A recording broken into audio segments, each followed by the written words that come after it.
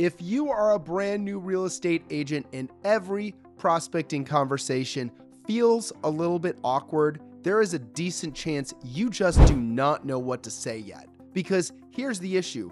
Most new agents are told to go lead generate, but nobody actually gives them the language to do it without sounding desperate. After thousands of coaching calls and group sessions, I have heard the same issue on repeat. The agent knows they need conversation. They just freeze when it's time to start one. So in this video, I am going to break down the exact real estate scripts I still use today when prospecting for clients without sounding like I am begging for business. Let's get right into it. The first conversation that I would master is the sphere of influence conversation. You know, the people who already know me, like me, and trust me. And I know some of you are already rolling your eyes, but just let me be very clear. This does not mean calling everyone you know and saying, hey, I'm in real estate now. Do you know anyone who is interested in buying, selling, or investing? That dialogue is exhausting. Try something more like, hey, I just wanted to let you know, I am officially in the real estate business. I'm not here calling you to ask if you're buying or selling right now. I'm actually just trying to learn the local market as deeply as possible and build my business the right way. So if you ever hear of someone who is, has a real estate question, or if you're just trying to know what's happening in your neighborhood, I would love to be a resource. That is a completely different energy. You're not begging. What you are doing is simply bringing awareness. The goal is not to close them with something that they don't need yet. The goal is to compete for brain share because you're brand new. You are trying to earn a spot in their mental Rolodex. Here's the reality. People don't know how to refer you if they don't know what you do, and they won't remember you if you never give them a reason to. The second conversation I would master is the before and the after of the open house itself. Because most real estate agents only think about what happens after they run an open. But what happens before matters too.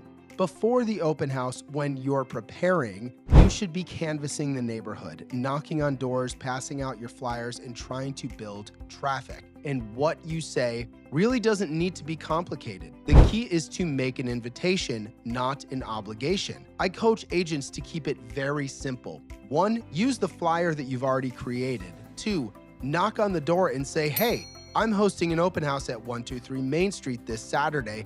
I wanted to personally invite you to a neighbors-only sneak peek about 30 minutes before we open it to the public. That's it. You're not trying to sell them. You're not trying to force a conversation. You are simply extending an invitation. Now let's talk about where most agents make this awkward. They call someone who came through the open house and immediately sound like they're trying to drag them into a buyer consultation. That is not where I would start. I would simply say, hey, this is Lucas. We met at an open house at 123 Main Street. I was just curious, what did you think of the house? Then shut up, because their answer tells me where to go next. If they hated it, what did they hate? If it was too small, all right, great. What size were they hoping for? If they were just looking, great too. What got them curious enough to come through? The point is not to force the appointment immediately. The point is to understand their motivation. Then I say something like, that makes total sense. And based on what you're describing, would it be helpful if I sent you just a few homes that are a better fit? That is a soft next step.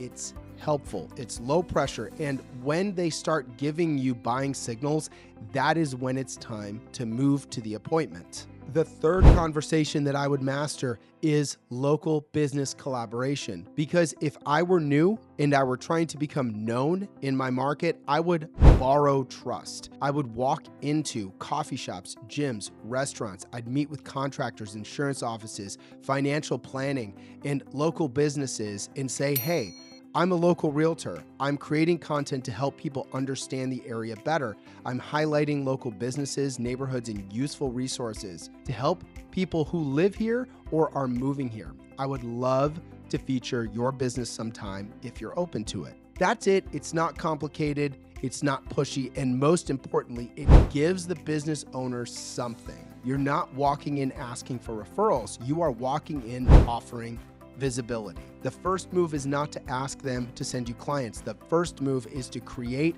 value for them. That's how local relationships get built. The fourth conversation I would master is the top producer ask. Because if you are new, you probably need two things: experience and income. So I would go to top producing agents and I would say, hey, I'm building my business. I am looking for ways to stay close to production while I build my own pipeline. If you ever need help with open house coverage, showing coverage, sign installs, lockbox runs, inspection access, etc., or anything else that takes something off your plate, I would love to be useful. That is the key phrase. I would love to be useful. It's not, can I pick your brain? Top producers hate that. They are busy. They don't need another person asking for their time. They need useful people. So be useful. That's how you get around production. That's how you learn. That is how you build relationships inside your office. And that is how you stay close to the action while you're building your own business. The fifth conversation I would master is the appointment setting conversation, because this is where most agents are losing in the plot. They think lead generation means selling themselves over the phone. The goal of the call is not to convince someone you're the greatest realtor alive. The goal of the call is to set an appointment. So when someone is showing real motivation, I would say, based on what you're telling me, I think the next best step is for us to sit down and map this whole thing out. That way you can understand your options, what the market is actually doing, and what your next move should be. Would tomorrow or Thursday work better? That's it. You don't need to give the entire consultation over the phone. Just move the relationship to the next step. That is the job. So if I were starting over today, this is exactly what I would say. I would tell my sphere I'm in the business without begging for referrals. I would use open houses both before and after the event to create conversations. I would approach local business owners by offering value before asking for anything. I would ask top producers how I could be useful instead of asking them to mentor me. And I would remember that the goal of the call is not to sell myself. The goal is to move the relationship forward, because new agents do not need to sound like top producers. They do need to sound like real people who know how to create conversations. If you can create a conversation, understand motivation, and consistently set appointments, you can build a business. But if you keep waiting until you feel credible before starting to talk to people, you're going to be waiting forever. Credibility doesn't come before conversations. It comes from having them.